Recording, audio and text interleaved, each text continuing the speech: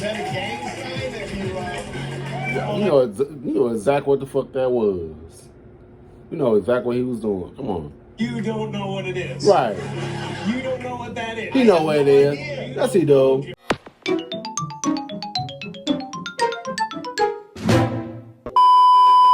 Yo, what's good? What's going on YouTube? It's your boy Kewonis CB, and I'm back with another motherfucking reaction video. You know what I'm saying? So this one was reacting to Jim Carrey leaks proof Michael Jackson was innocent.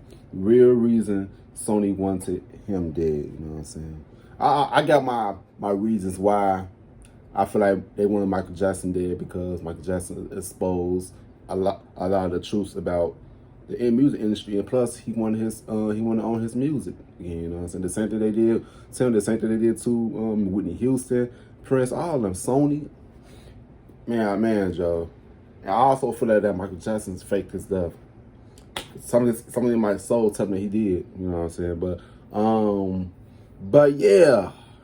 You like to give a thumbs up, don't give a thumbs down, because I don't know why. I've been okay. It's just so you want to see more reaction videos for me, or any other videos for me. Make sure you guys go on my channel, check out my videos. If you do like my videos on my channel, go ahead and click that subscribe button. You know what I'm saying? Yeah, Super Squad, grab your snacks. If I got my snacks right here, dragon food. I got my dragon food. Make sure you guys be eating healthy, man. Healthy as well. You know what I'm saying? But yeah, let's get straight to this video, man. Let's get it for a screen. Let's go. Take elements that are true and they put it in an article so the article looks legit, and yet there's so much of the article that isn't true. Michael Jackson was repeatedly accused of inappropriate things with children, and most of us eventually took that story and were like, okay. You know what's so crazy though?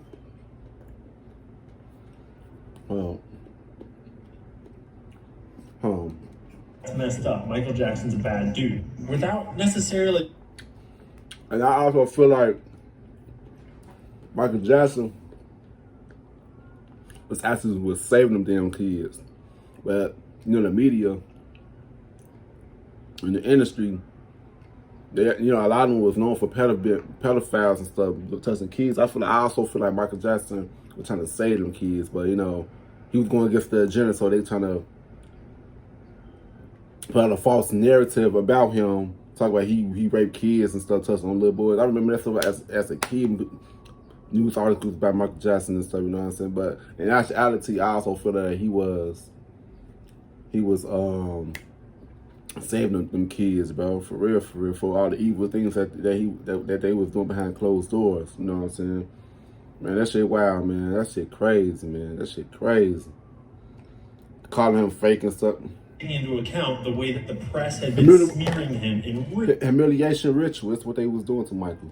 Messed up ways for years. You know, I just want to warn people. Could I see that? Well, in a second. Okay. I just want to, you know, I want to tell people that if you go to a newsstand and you read about me in these rags, you know, 90% of what you're reading is absolute garbage. It's total fabrication.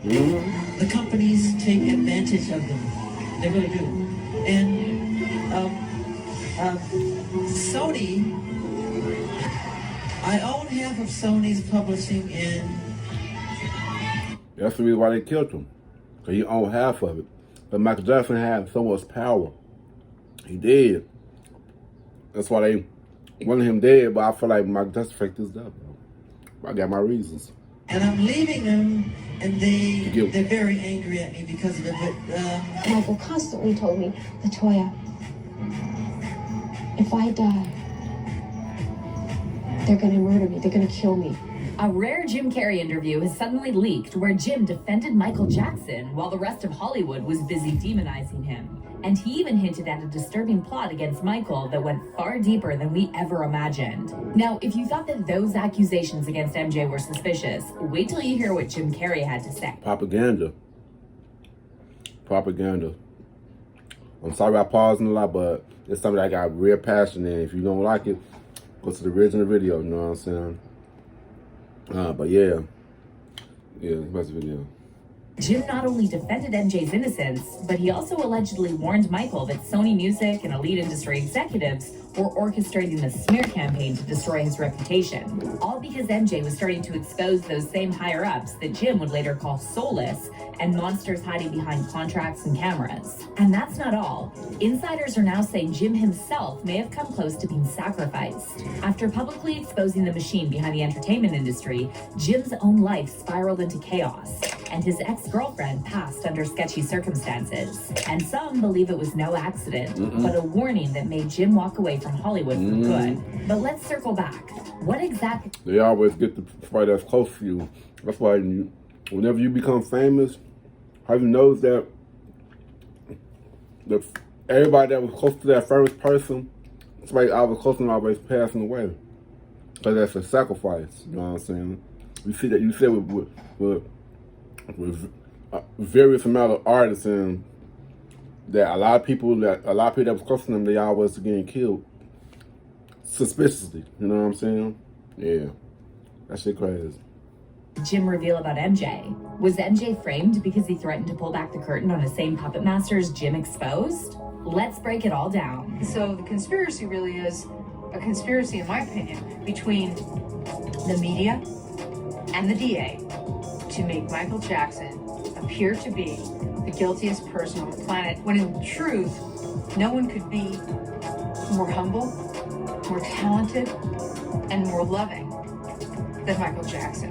An explosive Jim Carrey interview from 2003 has just resurfaced that most people have never seen. And in it, Jim boldly defended Michael Jackson at a time when the entire world was turning against him. Jim made it crystal clear. And I remember that around that time, around 03 and shit. I was a little kid at that time. I remember all that stuff. Like, that was the time when Michael Jackson was hanging a little blanket off the what's name, man. Man, I feel like he was just trying to escape the media and stuff, man.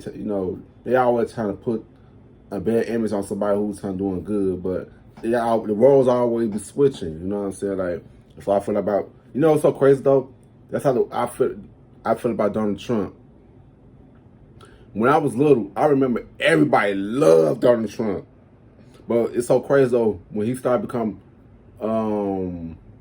president and stuff. Everybody wanted to go against him and shit now. It's so funny. I remember as a kid, everybody loved Donald Trump. You know what I'm saying? But I feel like a lot of people don't like him because he do be saying little racist things. So, you know what I'm saying? That's why a lot of black people don't like him. But other than that, I always think, I don't take people like Donald Trump serious. And that's a good example. I don't know why I'm talking about Donald Trump because I would just use this using that as an example. But yeah, that's a good deal. He never believed the disturbing allegations against MJ, calling out the hypocrisy and questioning the narrative pushed by the media. Jim said, "Media are vampires. They want our blood and tears. I don't believe all the negative things surrounding Michael Jackson. I respect his accomplishments and hope he is strong enough to overcome all of this." But here's where it gets even deeper. According to insiders close to MJ, Jim didn't just defend him publicly. He allegedly reached out to Michael directly, offering his support and warning him. And you know, Jim Carrey is a Capricorn just like me. Like if we fuck with somebody, we see through the truth. We see through people BS, bro. That's one thing I love about us being a Capricorn, bro. We always want to defend somebody, though. You know, knowing that the whole world is against that person, like we always see things for what it is. You know what I'm saying? That's Jim Carrey is a Capricorn just like me. His birthday the day after mine. Media machine was too powerful and too invested in destroying his name. And as wild as it sounds, sources now claim this moment may have been part of a much larger, more sinister story connected to Michael's battle with Sony Music, a battle that MJ himself thought could cost him his life. All right, let's start by looking at the strange details around Michael Jackson's death. On the night of June 24th, 2009, just one day before he passed, MJ's personal doctor, Dr. Conrad Murray, gave him several medications to help him fall asleep. When nothing seemed to work, Dr. Murray gave him a dose of propofol, a powerful sedative usually used in surgeries. Michael finally fell asleep, and Dr. Murray stepped out to use the bathroom. But when he came back a few minutes later, Michael wasn't responding and had a very weak pulse. Dr. Murray started... Do y'all feel like he probably paid the man? I don't know, man. I got when it comes to Michael Jackson stuff, it's a lot of open gaps and holes that's surrounding his death, bro. Like, come on now, like that's the reason why I feel like Michael Jackson probably faked his death, because that man had no open casket. He was buried 3 months, 2 months after the funeral, but 3 months after his death. I never seen no funeral like that before. I don't care how famous you are. You know what I'm saying? Like, I'm saying when somebody have like a closed casket, if they was brutally murdered, like in a bad car accident, plane crashes and stuff. But Michael Jackson died from cardiac arrest. Like it's like it's got so many holes to his death, bro. I feel like he probably faked his death because he trying to get away from them. You know what I'm saying? Like, he trying to get away from Sony, bro. He probably faked his death, bro, trying to get away from all the evil he leaves and stuff. He probably was tired of that stuff, bro. Like, bro, man. Like, it's just stuff that's not adding up to me. Do you guys agree? Comment down below. Everybody see the video. Doing CPR and even gave him medicine to try and reverse the effects of the medication. But here's where things get weird. Dr. Murray didn't call 911 right away. The emergency call wasn't made until 12:21 p.m., which was nearly an hour and a half after he first found Michael unresponsive. When paramedics finally showed up, they kept trying to revive MJ for about 40 minutes before rushing him to the hospital. I remember this like it was yesterday. Michael was pronounced dead at 2:26 p.m. on June 25th, 2009. This is hard. My brother, the legendary king of pop, Michael Jackson, passed away on Thursday, June 25th, 2009 at 2:26 p.m. I remember that. It was an announcement that shocked the world. Michael Jackson dead at 50 years old. But it didn't take long before MJ's fans started questioning the official story. So, according to the autopsy, Michael died from a fatal dose of propofol, and his death was ruled a homicide. Dr. Murray was later charged with involuntary manslaughter and got a 4-year prison sentence. But a lot of MJ fans didn't buy it, and they believe Murray was just a fall guy in a much bigger plan. And here's where it gets interesting. Dr. Murray started working with Michael in May 2009 through AEG Live, the company behind Michael's comeback. I remember this like it was yesterday, bro. Like, damn, this can't believe it's been 16 years since this happened, bro. 16 years? Damn. Oh. AEG claimed Michael requested Murray himself. However, it was later revealed that AEG actually hired him, and Michael never even signed the contract to approve it. At the same time, Michael's sister, LaToya, started publicly claiming that MJ's massive music catalog made him a target. And she even revealed that Michael told her that someone was trying to take him out. First of all, Michael told me that they were going to murder him. He was afraid. He was afraid for his life. The people that were involved in his life, the people that were controlling him. This book, Starting Over, is about my life. And it's about Michael's life. It's the parallel between the two of our lives. We share that same life where people come into your life, wiggle their way in, control you, manipulate, control your funds, your finances, everything that you have. Guess who's going through that right now? Wendy Williams. She went through the same thing right now. Like these random people trying to go up there trying to control her life, control her fundings and stuff. That's crazy though. It's a pattern in this. It's a fucking pattern. Watch this video, bro.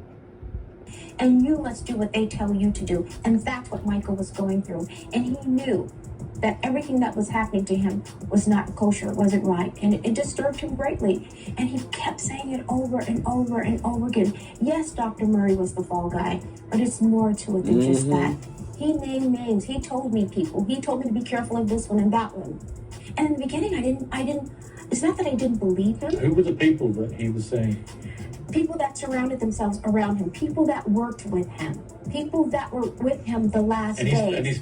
So in 2010, the Jackson family took AEG to court, arguing that the company was careless for hiring Dr. Murray. During the trial, Michael's son Prince even shared that his dad was under... I don't think that's for fun, though. You know, this shit... I don't think none of the kids was here, so yeah.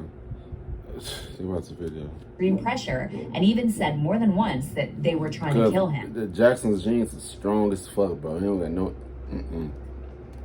Prince said his father would cry after phone calls, saying, quote, "They're going to kill me. They're going to kill me." And while the jury sided with AEG, Michael's fans still weren't convinced. and they believed someone much more powerful than Dr. Murray was behind it all. And that belief only grew stronger when the Sun published handwritten notes that Michael supposedly wrote just weeks before he died. In the notes, Michael wrote, "They're trying to murder me, and the system wants to kill me for my catalog."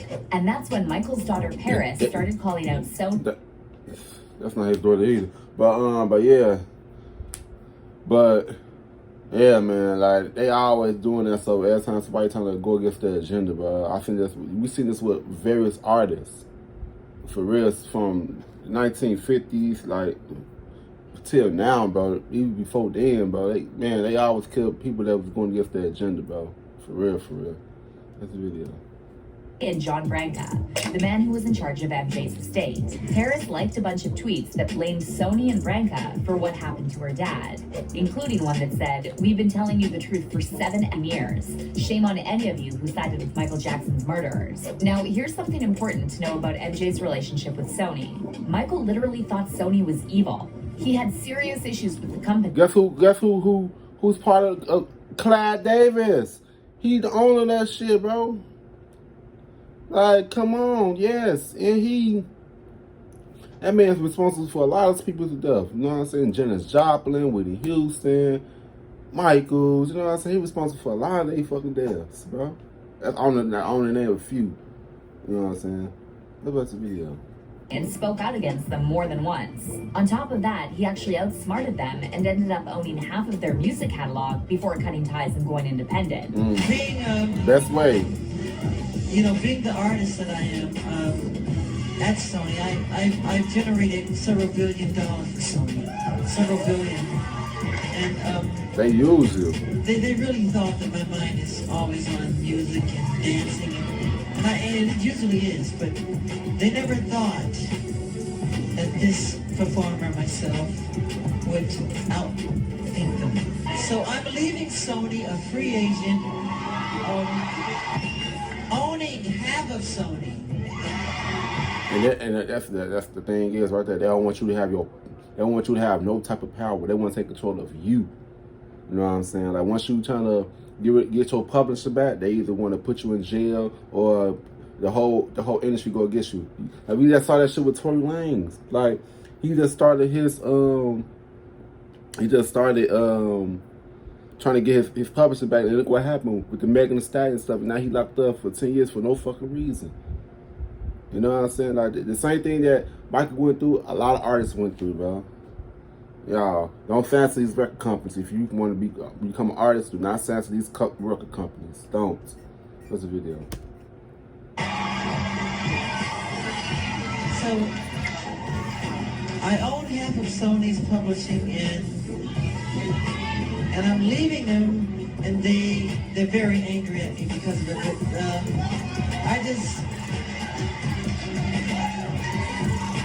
I just did good business, you know. So the way they get revenge is to try and destroy my album. Yeah.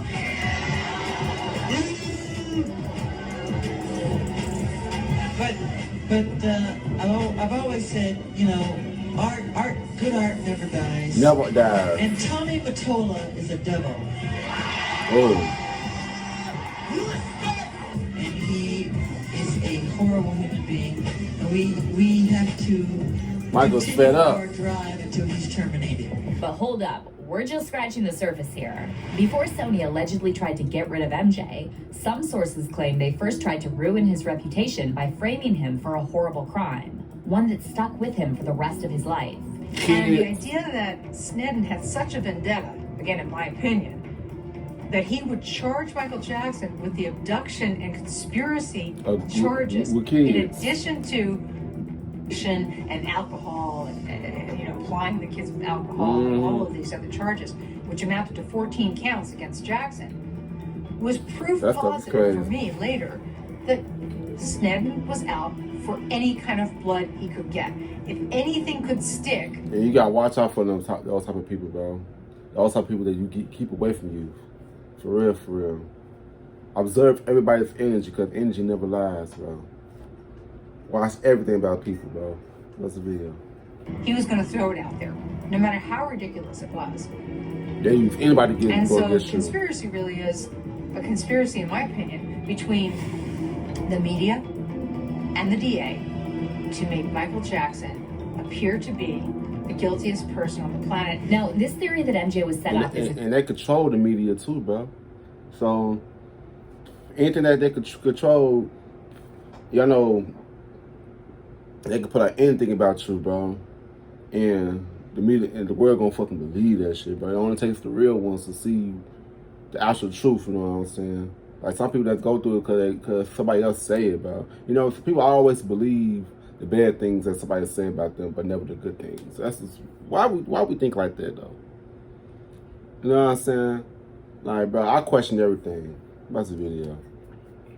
But recently, some fresh info came to light during the legal drama involving Diddy. So back in February 2024, one of Diddy's former producers, Lil Rod, filed a lawsuit and claimed that Diddy's head of security, Fahim Muhammad, had strong connections with law enforcement and helped cover up Diddy's alleged crimes. Get this. That same Fahim Muhammad also worked as Michael Jackson's head of security, and he was there the night MJ died. But what's even crazier is that during Dr. Murray's trial, Fahim testified that he had only been hired as Michael's chief of security about 10 months before Michael passed away. At that point in time, how long had you worked security for Mr. Jackson? Approximately 10 months.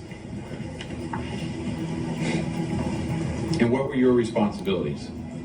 I was the chief of his security, so my responsibilities ranged from making sure his house was protected, making sure his children were protected, and making sure his day-to-day activities and movement was all safe and planned and mapped out. Now, here's another wild twist. When Fahim got the job as MJ's head of security, he had just finished college with a business degree, and he was only about 20 or 21 years old. So it's kind of hard to believe that the king of pop would pick someone that young, with no real security experience, to be in charge of his safety. Well, maybe he didn't. According to journalist Ian Carroll, it might have actually been someone else who hired Fahim and just said it was on Michael's behalf. For most of Jackson's career, his head of security was Bill Bray, who was his mentor and basically his father. And the two were extremely close. Bill ran his security until he was 70 when he retired, and Jackson continued to pay his medical bills until he died at age 80. But then once Bill retired, Jackson was then protected by other security people that came and went, and he wound up with this guy who has direct connections to Diddy's blackmail operations, who was directly complicit in covering up crimes for Diddy and covering up abuse, prostitution, human. This is the guy that was protecting Michael Jackson the day that he died. The day that he was overdosed on after he was probably already asleep, and the only witnesses, there were no witnesses to the crime. I'm honestly kind of surprised that this guy never got checked into as a suspect. And that's not the end of it. Carroll also suggested that Fahim might have connections to intelligence agencies, which led fans to wonder if he could have been one of those celebrity handlers. Kind of like Kanye's ex-trainer, Harley Pasternak, who openly threatened to have Kanye institutionalized. So according to Carroll, this might have all been part of a bigger plan to frame MJ for something he didn't do. And when that didn't work, they may have decided to take him out for good. I do not. I was looking up Fahim, and where did I find another article about him? On Penn State, the Wharton School. He didn't attend it as a student. He was invited as a speaker for this Wharton real estate entrepreneurship event, which makes perfect sense. He has a real estate investment company or whatever, but if you've been following along, you would know that the Wharton School comes up an awful lot when we're talking about intelligence agencies and people associated with the CIA and the FBI, etc. Just thought it was interesting that they invited him to be a honored speaker at their event. And now, here's the best part. Check this out. This is in all of his bios, by the way, but we're pointing it out now.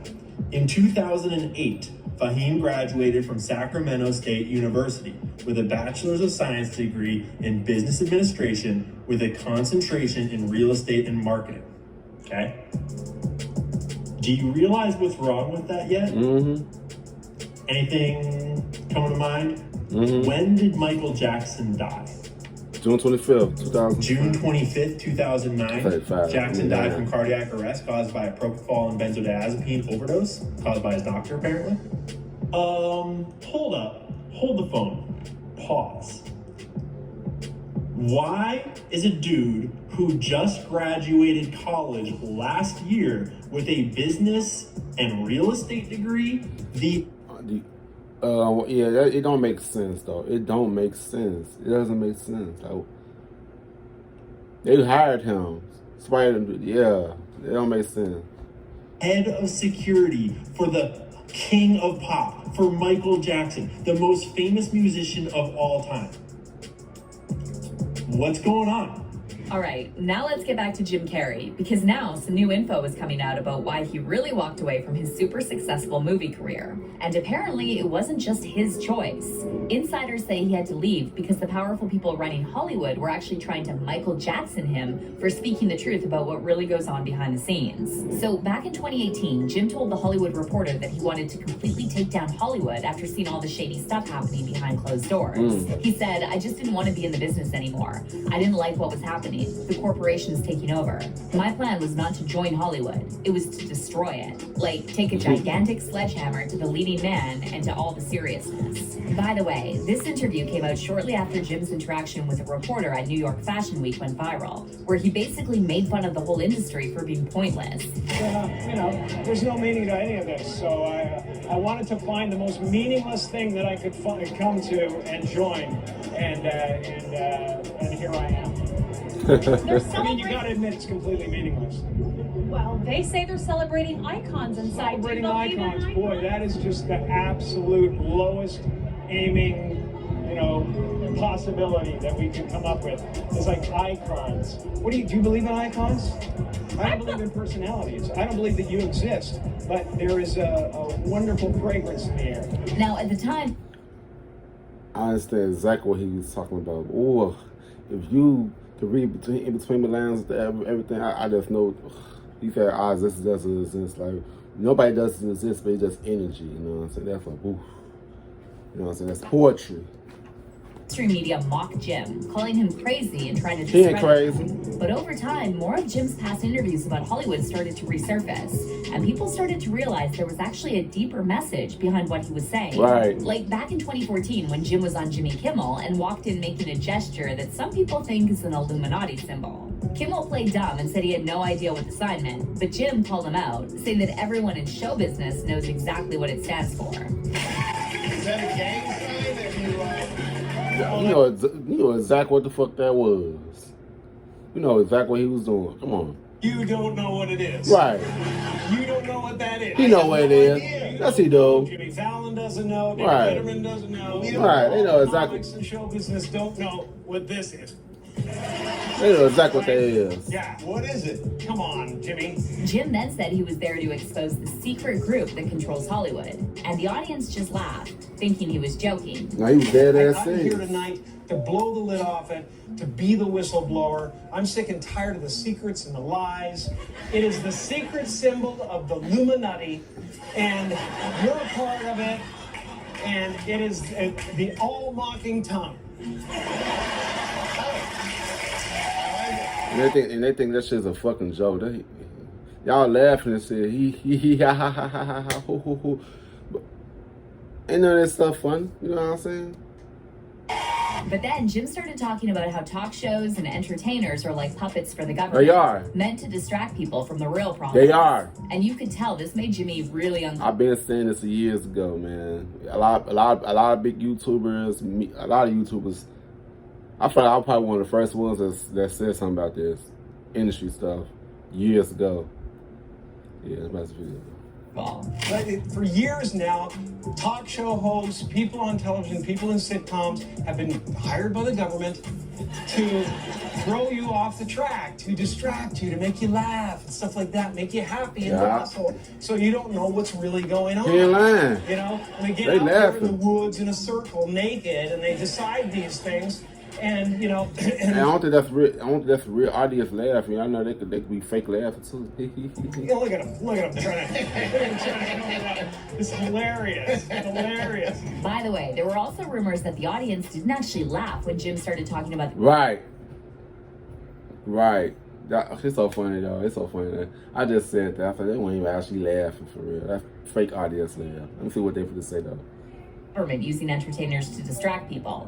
And several people in the audience that night said the laughter was added in later. Right. One person commented on the video, "My dad was there. There was no laughter there. Right. It was added to cover it up." Thanks to Jim for putting his life in danger to say this. Right. But here's where it gets even more disturbing. Almost exactly 1 year after Jim was on Jimmy Kimmel, Jim's girlfriend, Catriona White, passed away from a suspected OD.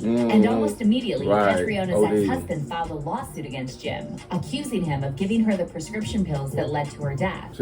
However, Jim denied the accusations and released a statement hinting that he was being framed. Jim said, "What a terrible shame. It would be easy for me to get in a back room with this man's lawyer and make this go away. But there are some moments in life when you have to stand up and defend your honor against the evil in this world. I will not tolerate this heartless attempt to exploit me or the woman I loved." The lawsuit against Jim was eventually dropped, but he was never really the same after the tragedy. And in 2022, he announced that he was leaving Hollywood for good and would focus on painting instead. But now with all these new reports claiming that powerful people tried to Michael Jackson Jim Carrey, and that interview where Jim defended MJ and supposedly warned him the industry was after him, fans are starting to wonder just how deep this rabbit hole really goes. Do celebrities really get framed for crimes they didn't commit, have their names ruined forever, and end up unalive for speaking out about things no one's allowed to criticize? Let's hear your thoughts on all this. What do you think about the speculation surrounding MJ's death and the rumors that he was framed for something terrible? Do you think it all ties back to the same people Jim Carrey has been trying to warn us about? Drop your comments below. And don't miss this next video. I always felt like that, bro. Like, man, Joe. Anybody that you see what just happened with Angie Stone, all these artists that's mysteriously dying after when they exposed them or going against their agenda, what they was talking about, bro. Like, come on now. It's not a coincidence, bro. You know what I'm saying? Like, bro. Hollywood weird, bro. I don't know why people be praising these false idols, bro. Like, these people is not good people, for real, for real. I feel like there's a lot of good people, but they just scared to speak out, bro. They just under the spell, bro. This world is run by evil people, bro. We need to fight our power, get our power back, you know what I'm saying? Like, I always feel that Michael Jackson probably faked this stuff to get rid of this, to get away from these evil people, bro. I swear to God, bro. He outsmart the motherfuckers. So a lot of this stuff surrounding his death doesn't make sense to me. But yeah, man. Make sure you guys like, comment, subscribe, and also comment down below some videos or you guys want me to react to the next. I'll see you guys in the next video. I love y'all. Peace out.